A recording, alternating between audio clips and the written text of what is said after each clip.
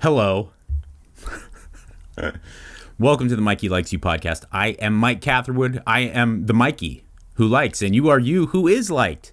Welcome. I have a couple of things to talk about today. It's not a Q&A, and I don't have a guest. And you may be wondering, why are you wearing the cowboy hat, Mike? Well, I'm a cowboy. On a fucking steel horse I ride. Suck 'em. I am a farmer in Texas Hill Country, and I was just tending to animals and doing lots of manual labor on a farm. And I had this hat on so that I don't burn this, okay? Because this is the moneymaker. I'm 43 years old. I'm doing the best I can to preserve this, okay? And I don't wear any type of lotions to prevent my skin from getting sunlight because I like sunlight on my face, but at the same time, I don't want to look like Tan Mom. I want to enhance and preserve my honey glaze and my boyish good looks. But I've earned this hat. And I got up here into my makeshift studio, which is my daughter's art playroom. As you can see. I kind of like the background, though. It fits my style, too. And I get up here, and I realize as I'm setting up the lighting and the camera and the deal that I have a cowboy hat on. And I was like, you know what? Fuck everything. I'm not going downstairs and doing my hair, and I'm not getting a different hat. I'm going to just allow the authentic me to shine through because I earned this.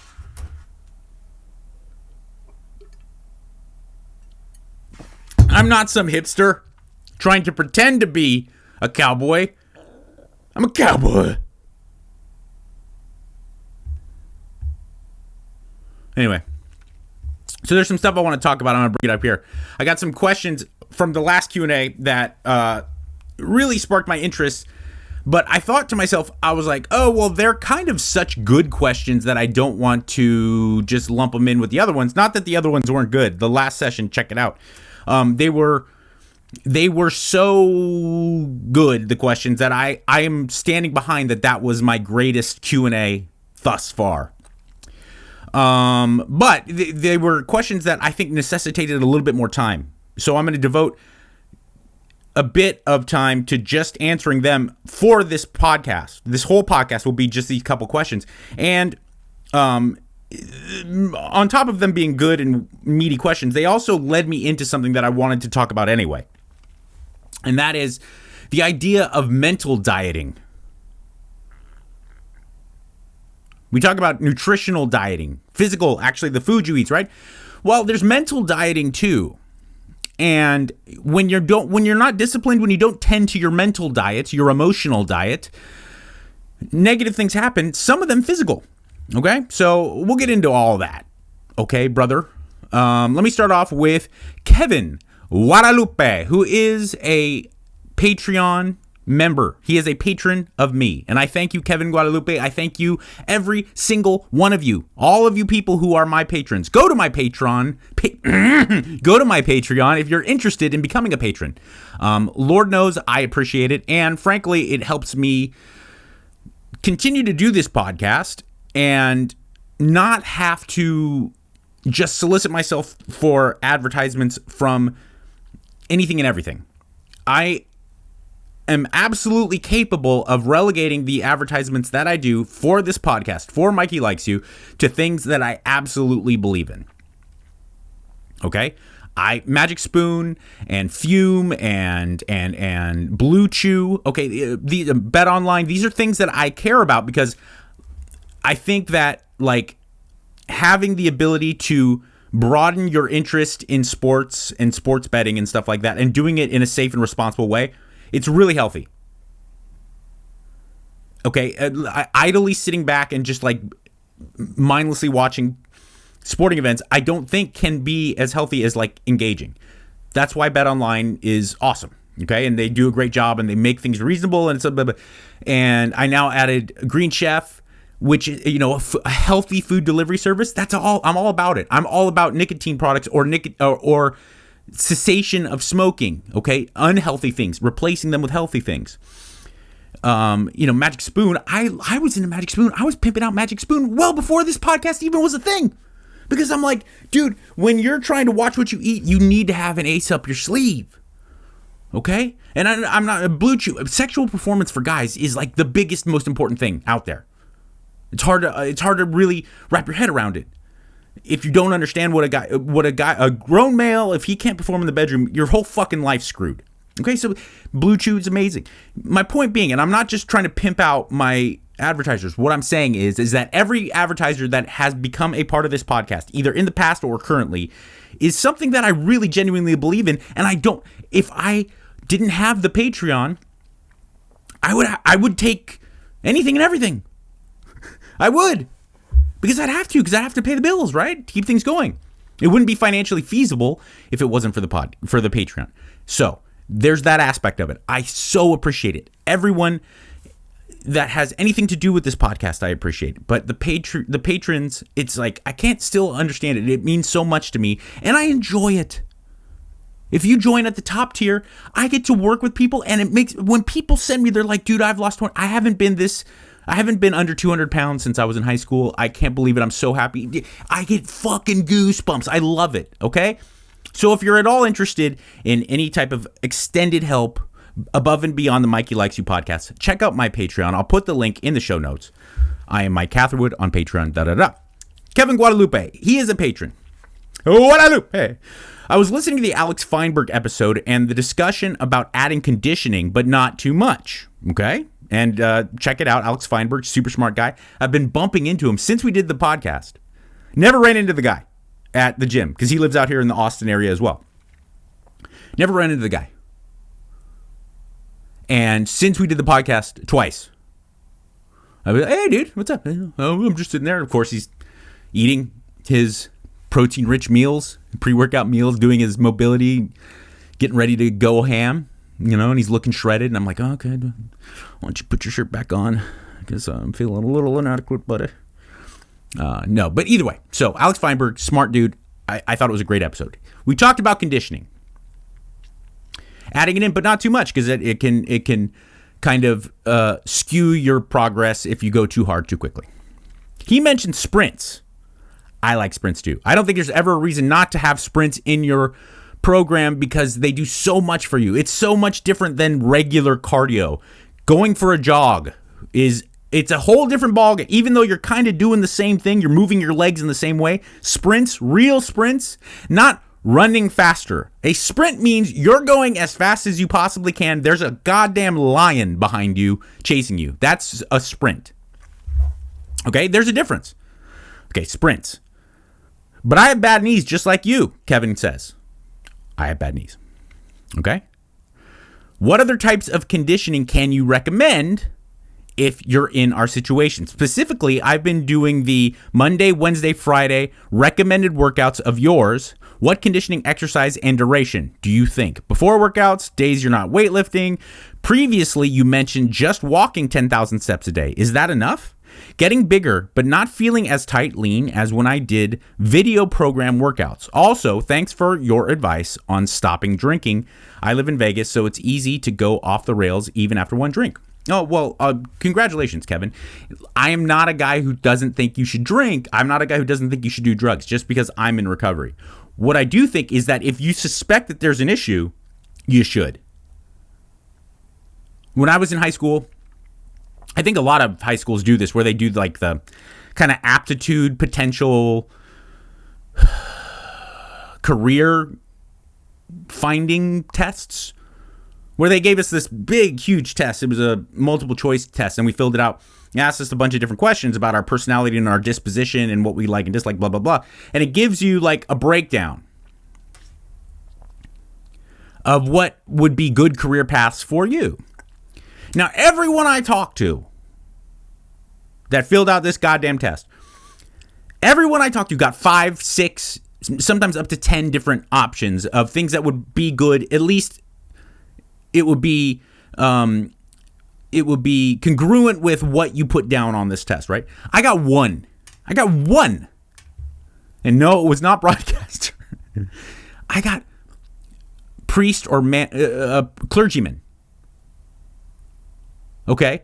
That rocked me to my core because I was like, oh shit, is this a sign from God? And I'm like, I do drugs every day, drink every day, certainly premarital sex as much as possible. I was fucking like crazy, even at that age. Clergyman, huh? So I go and I talk to a priest. I really did. And he said, well, I think that if you have any feelings that this isn't right, then you should go with those feelings.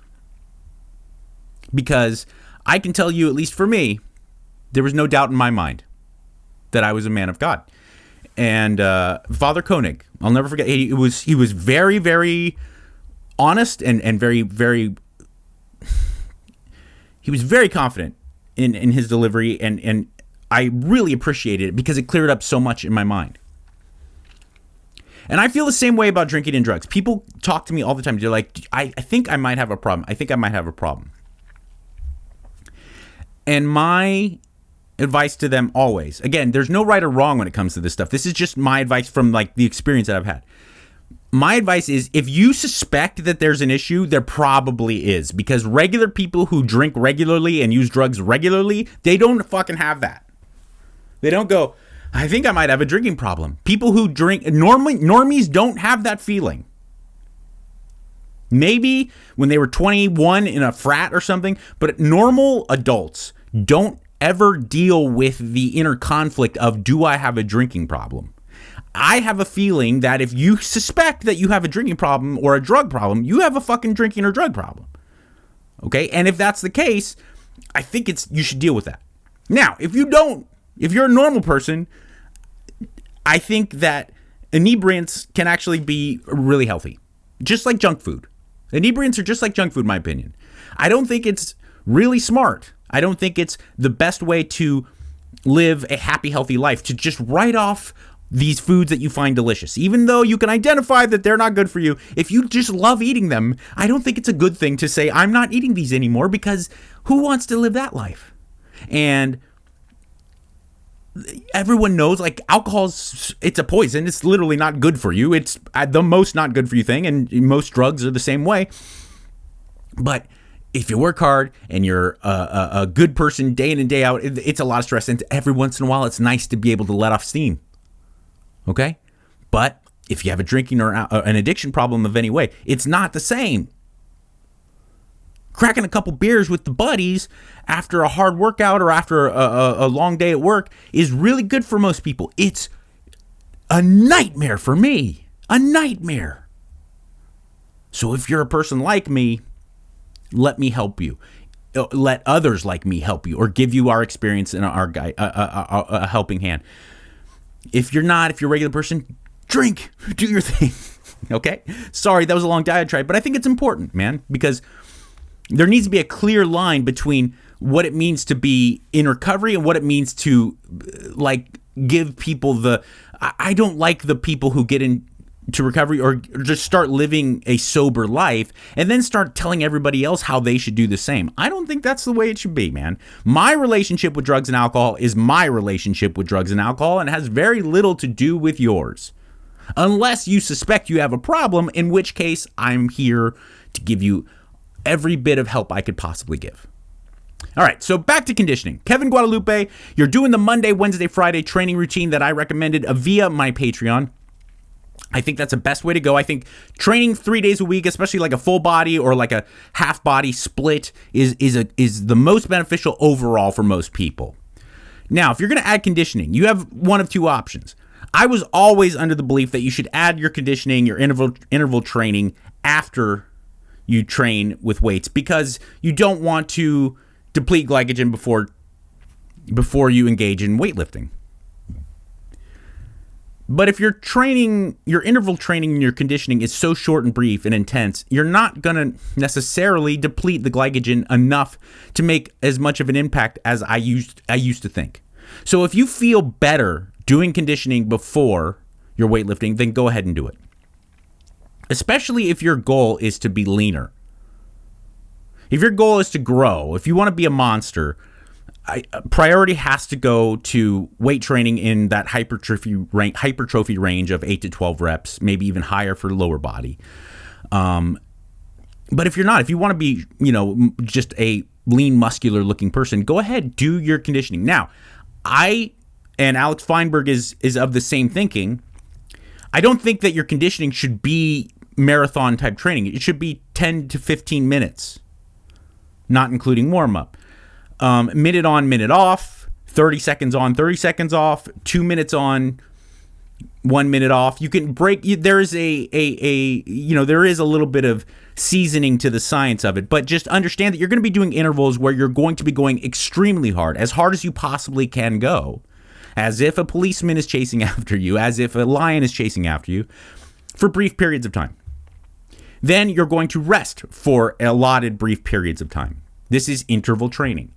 I don't think high intensity intervals could be much longer than 2 minutes. And even 2 minutes is pretty goddamn long unless you're a very conditioned athlete. So 1 minute on, 1 minute off, 30 seconds on, 30 seconds off. And you can mess with the Tabata protocol, which is named after a very famous kind of sports scientist that did it with cyclists many years ago, named Tabata.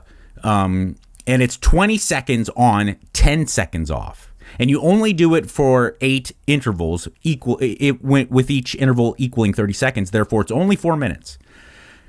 So 4 minutes of training, I like to do 2 blocks. So 4 minutes on, you do 20 seconds. You do it on a C2 rower. It's very hard to do on any other piece of machinery besides the C2 rower or a Airdyne bike, because treadmills and it's too hard to go that fast and then stop that quickly on most other pieces of machinery, or even running outdoors. So you go 20 seconds as hard as you possibly can, then rest for 10, just 10 seconds. It's not very much. Then 20 seconds as hard as you can, blah, blah, blah. You do that for 4 minutes. That's 8 intervals, 4 minutes. Then I rest 2 minutes, and then I do it again. And that's it.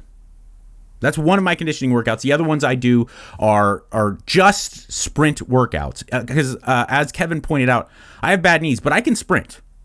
I can't jog, but I can sprint. It doesn't seem to bother my knee much because I stay completely on the front of my toes. That's part of sprinting, right? As I pump my shoulders and my feet are making contact with the ground so minimally. Even for a slow fuck like me, when you truly sprint, my feet are only hitting the ground for just the briefest of instants, and it doesn't seem to have much impact on my knee. So I sprint. But if you were not to be able to sprint, if because you have a knee problem or ankle problem or whatever, the C2 rower or a rowing machine of that nature, or an Airdyne bike, a bike that has the handles that you can also get because you get the full body, the hormone release, it's completely different than just biking or just running. Those two pieces of machinery are excellent. They're excellent. There's never a time when those aren't good choices. Keep your conditioning to 2 or 3, possibly 3 days a week. Again, 10 to 15 minutes, not including warm up, and just go ham. Don't look at it for calorie burning, because if you want to burn overall calories, go for a long jog. It fucking destroys calories. Long bike rides, long jogging. But what you're doing when you're conditioning yourself, metabolic conditioning, is just that. It is conditioning the body to be more efficient at burning calories when you're not in the gym, which is where you're burning 80 to 85% of your calories anyway. So if you can make that even better, if you can enhance that ability when you're outside of the gym to turn yourself into a fat burning machine, that is something that is going to be of a lot more benefit to you than doing exhaustive exercise that burns a lot of calories. Okay? So that is my advice to you, Kevin Guadalupe. If you don't have good knees, or at least your knees aren't going to hold up to sprinting, the rower or the Airdyne bike. Those are by far the 2 best options. All right, here's the other question that I got, and this is going to be what leads us into pretty much the rest of the podcast. It's something I wanted to talk about: emotional dieting, mental dieting. Let me take out these bad boys and have a sip of my caffeine.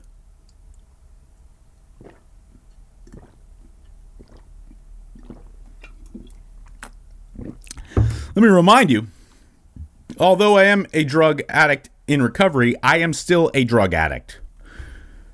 Nicotine, caffeine, 2 best drugs there are. Including the good drugs, including the fun ones. I still put up caffeine against any of them. If you really analyze like the benefit versus the cost, do a checks and balances with all drugs, caffeine I think wins. Best drug there is. All right. This is from Nikhil. As of late, my progression at the gym has stalled and my diet has gotten worse.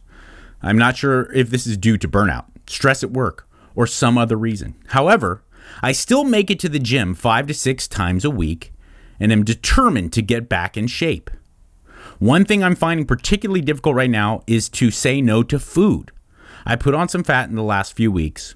I am no longer less than 11% body fat. I know what I need to do. Up the protein, lower the calories, but I'm having a really hard time not overeating or saying no to a bagel at work or a cookie or a beer. Even when I make food, I tend to keep wanting to eat even though I need to stop. Do you have any advice on how to tell yourself no to instant gratification or what is perceived as hunger? My fitness goals far exceed my need for these foods, yet in that moment, I can self-talk as much as possible, yet it always seems to win. I'm concerned. I'm headed in the wrong direction. So I could use a reset for both nutrition and fitness. Thanks, Nikhil. Thank you, Nikhil, for A, being so open, and B, giving me this question because it perfectly encapsulates something that I have struggled with many times, very recently too, something that I think we all struggle with. If you're listening to this podcast, chances are you definitely want to make a positive impact in your life and you're willing to do the hard work, right? Here's the problem. Your body, your internal body, your instinct, your soul, it reacts to stress, okay? Your internal biology reacts to stress, right? Cortisol is released. Other hormones are suppressed. But also, like, your soul deals with stress. And you could call it burnout, overtraining, whatever. The reality is, and Andy Petranek, who runs CrossFit LA, or at least used to, I hope he still runs it. Great guy, really smart guy. We talked about this, 15 years ago. We were just having a conversation, a personal conversation, not in the gym. And he was saying, your body doesn't recognize stress and compartmentalize it. And it's something that I kept with me forever. It's not as if your cortisol or your testosterone levels or your T3, all these hormones in your body that kind of regulate your metabolism and your mood and all it doesn't know if you're deadlifting or if you're going through a divorce or if you had a tough day at work or if you went for uphill sprint training. It just knows stress. It just knows that this is stressful. So you have to be able to kind of identify all these things that go into your life. And as Nikhil put it, I don't know if it's just that I'm burnt out, overtraining, if it's stress at work or some other reason. It's all of it. It's all of it.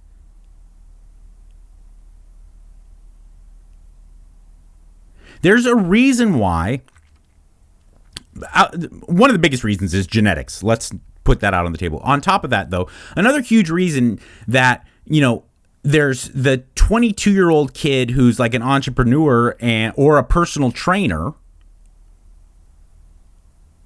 That kid can make incredible gains in comparison to someone who may have the same genetic makeup, but is in law school and working 2 jobs to pay for it. Now you add age to the list. Let's say you're out there, you're 35 plus. You're like me, you're a parent. You're trying to keep yourself afloat professionally.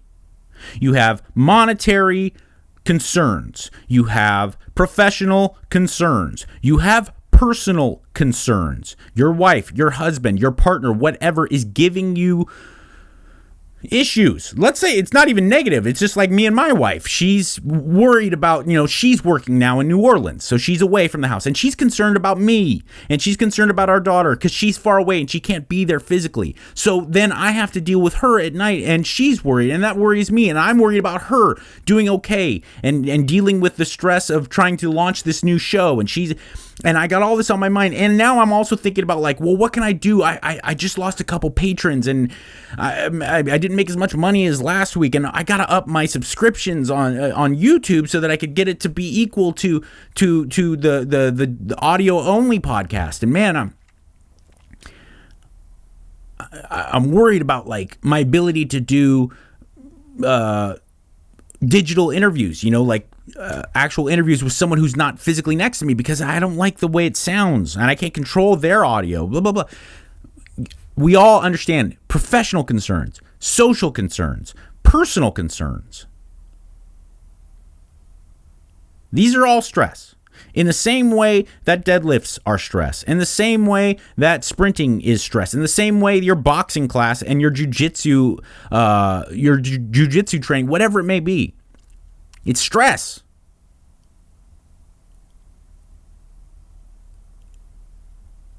And it piles up.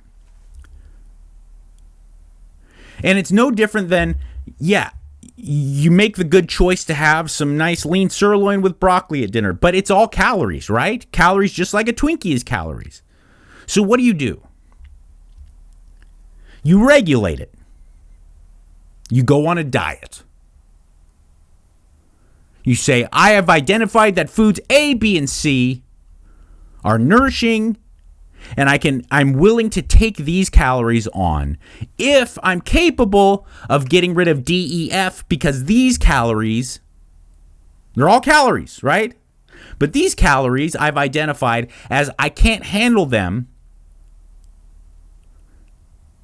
I will gain weight, I will gain body fat if I engage in a certain amount of calories from over here. So I need to maximize my ability to relegate my calories to this category over here. And you have to do the same thing mentally.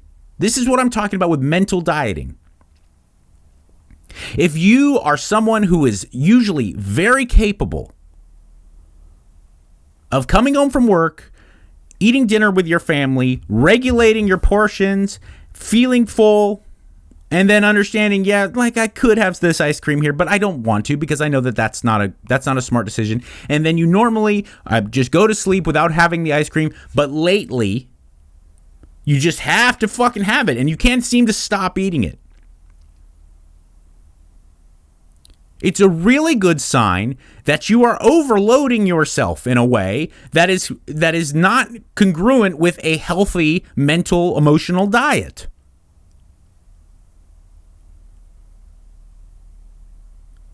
And we've talked about it before in just a physical sense, right? Where I tell you, I was like, I understand the desire to want it all. I want it all. I want to be a black belt. I also want to be as big as Ronnie Coleman in his prime, and I also want to be as shredded as Brad Pitt in Fight Club. But you can't have it all. Okay? I have to be able to kind of go on that diet and decipher what are my priorities and how can I just give the most to them so that they don't pile up to the point that I can't control any of them. Okay, I was training twice a day. I did a whole podcast on it. I was training twice a day. I was guarding my calories like crazy, and my protein's nice and high, and I'm tracking and this and that. But I got back into jiu-jitsu when I for the first time in a while after moving here to Texas, and I was training hard, and I was really into. And then next thing you know, what happens? I go to the doctor, I go to the endocrinologist, and my testosterone was like a 7-year-old girl. My hormones were all screwy. Because I was doing too much. And I was wondering why I'm training like crazy and I'm dieting like crazy. How come I don't look better? I actually think I look worse. Because I wasn't taking my own advice, right? Sure enough, I do. I go back to training 2-3 times a week. I'm not doing as much. I'm not doing really any kind of cardio training. And I'm going to jiu-jitsu 2 to 3 times a week on days I'm not lifting. And then when I do double them up, I regulate one or the other, where it's just going to be like slow technical rolling instead of heavy if I just came from doing squats or something. And then on days when I just go in and I do some mobility and maybe a little bit of like corrective work, then I can go to the jiu-jitsu academy later in that day or that night and I can go hard, right? So I'm starting to balance things. I'm starting to take care of regulating the amount of stress that I'm providing myself. And I started doubling down on my meditation. I started getting really, really neurotic about my sleep. I started saying to myself, you know what? I have these ideas professionally, but maybe I need to parry back on a couple of these for now so that I can just focus on one or two. Because if I start focusing on a bunch of shit, then I'm not going to be good at anything. Right? And you may have noticed I wasn't uploading podcasts as frequently because I had to just go down. I had to be able to just devote it to my top tier patrons so that I had the time to do that, and then also be able to like develop some TV, Hollywoody bullshit. And I had to make those decisions. You have to make those decisions, just like you make those decisions. Yeah, just like you make those decisions in the kitchen or at the dinner table when you're at a restaurant. You're looking at that menu. You have to be able to make those decisions and say, this is the calories that I can handle right now. These are the calories that I can't. You have to be able to do that emotionally and mentally.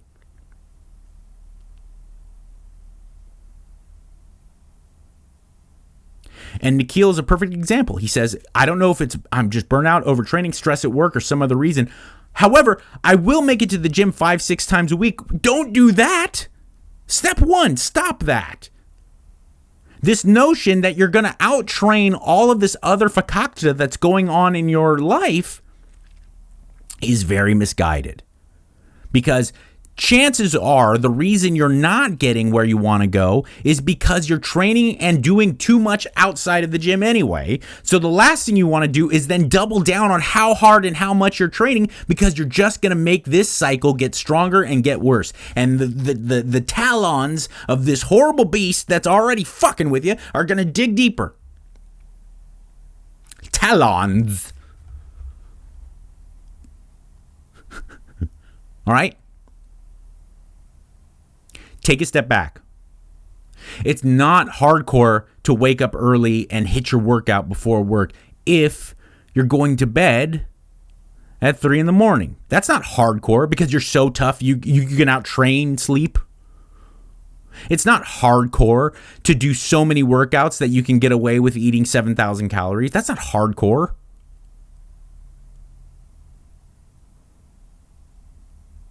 Hardcore is having the maturity. It's having the guts to take a step back and be like, no, this is priority number 1. I have to pay the rent. This is priority number 2, my family, because if I can't pay the rent, I can't take care of my family. And I have to be able to take care of my family. So I got this. I got to go to work and I got to earn money. Okay? I've established that. Now with my free time, I have to be able to make sure that I'm a good mother, good father, good husband, good wife, good boyfriend, whatever it is. That's a step. I have to be a good human, and I live up to my civic duty as an adult to take care of the people that I love. And if I can't do that because of other things, then I need to stop doing these other things. And if I do have the ability, if I do have the free time and the energy to do these other things, I'm going to do them responsibly so that they don't preclude me from doing the priority stuff, because believe me, they will.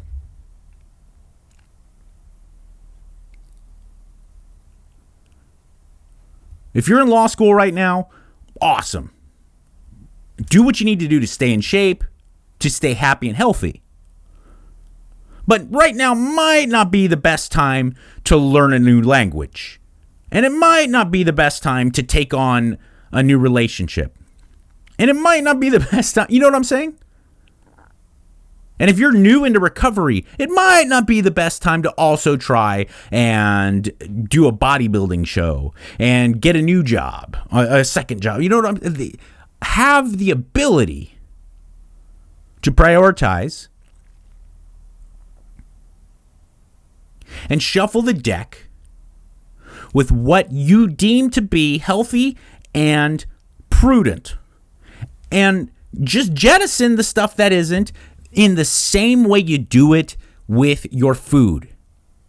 Like you would if you're going on a diet, you have to diet emotionally. You have to diet mentally. I started doing some TV work, developmental stuff where I had these ideas with TV shows, and these people were interested, right? And it was kind of based in Spanish-speaking world, Spanglish, where it would be dealing with the Latin American world, but the show itself would be in English. But in my mind, I'm like, you know what? I got to get back into working on my Spanish, because I speak Spanish, but it's not where I would want it to be. I want to be really fluent. I want to not start speaking Spanish in a way that I can, as I'm doing it, hear myself making grammatical errors, right? And I get frustrated. I want to be fluid and fluent. So I started, I found a personal tutor, adult tutor for Spanish, for advanced speaking and blah, blah, blah. And I started getting, and then I realized, I was like, God damn it. My wife is now working away from home. So I'm not a single parent. It's much harder to be a single parent, but I'm trying to run the household on my own, get my daughter and make sure that she's living her life the right way. Okay. I have my personal, professional things that I want to do. I have these goddamn animals in the farm that I have to keep alive and make sure that I'm not just keeping them alive, that they're thriving. I want to make sure, I really do. It's important to me that they live a beautiful life. And I have this stuff going, and of course, I want to go to the gym a lot, and I want to eat bullshit food that no one likes. And I want to be a black belt. I want to be a black belt. I want to fucking pull people's arms off like crazy. And all this, and then I realized, I was like, man, I'm having such a hard time studying to just meet with this guy once a week to deal with the little bit of homework that I had to go. I was like, you know what? Let's pause this. He was under full understanding. I said to my jiu-jitsu coach and a couple of the different other black belts, I was like, I'm going to be here 2-3 days a week at the most. It's been too much lately. They were like, yeah. You know why? Because the worst thing I could do is continue going 5-6 days a week. And then next thing you know, I'm going to get to the point where I can't go at all. It will happen.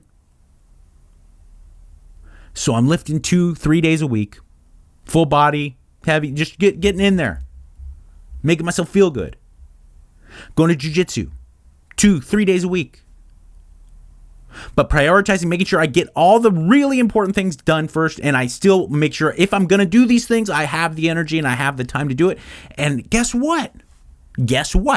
6 months ago, I had a 200 and something testosterone level.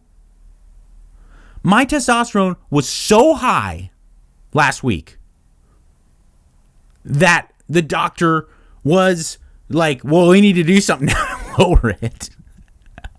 So I taper off. I do all these things. I go on my mental diet.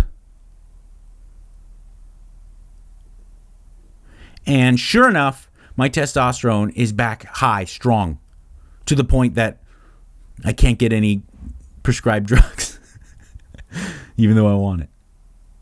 Yeah. Okay. Pat myself on the back. Fine. What I'm saying is that this is what you got to do. And back then, man, I was having a real hard time not eating yum stuff. And now, when I stopped tracking for a little bit, and I got myself back into just prioritizing me being healthy and being able to be a good father, a good broadcaster, a good husband. Guess what happened? Internally, I'm doing well. My strength went up. My body fat went down a little bit. I'm starting to enjoy going to the Jiu-Jitsu Academy as opposed to feel like it's a chore.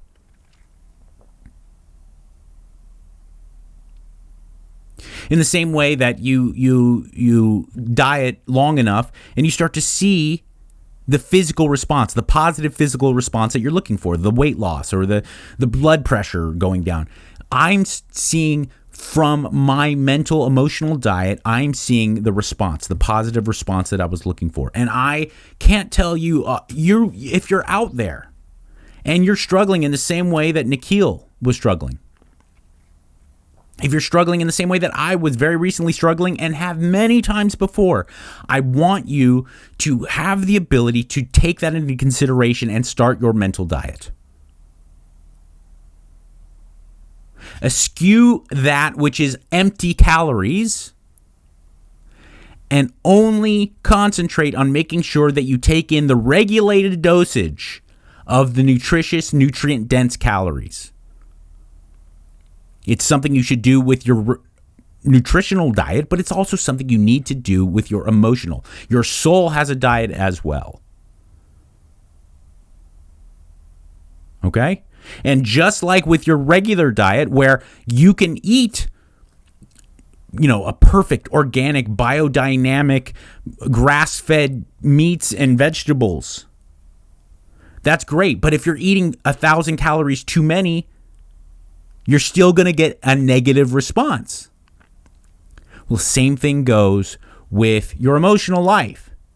You can be number one super dad, and you can also be the greatest yogi, and you could also be bodybuilding training, and you can also try to be a competitive Muay Thai fighter, and you can also try to be getting a promotion at work, and you can try to learn a new language and learn how to play the guitar, and you can do all those things, and I guarantee all of those things are going to fall off the face of the earth because you're doing too much. They may be nutrient-dense calories, but you're putting in too many calories. Rethink it. Rethink the diet. Okay? I mentioned my Patreon. I mentioned, now I will mention my social media at Mike Catherwood, and then also Mike Catherwood. Mikey Likes You 1, the number 1. Give it a shot, please. Like and subscribe, wouldn't you? I need help beating these algorithms, whether you're watching on YouTube or you are listening via the podcast. Go ahead, tell a friend, like, subscribe, do your thing. I love you. I mean it. In this crazy mixed up world that makes you think that nobody cares, remember, I do. Be good.